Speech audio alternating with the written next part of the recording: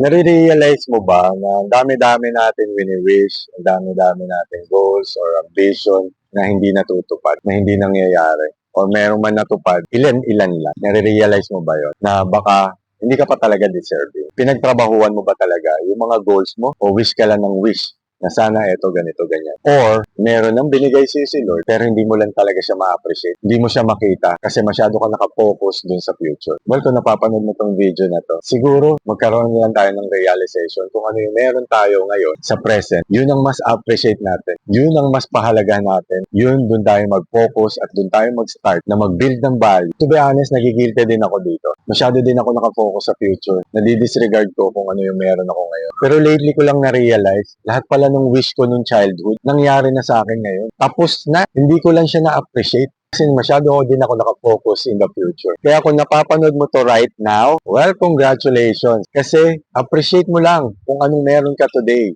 Appreciate mo lang yung blessing na to be in the present moment. Basta let's continue to work hard to be deserving of what we wish for in the future.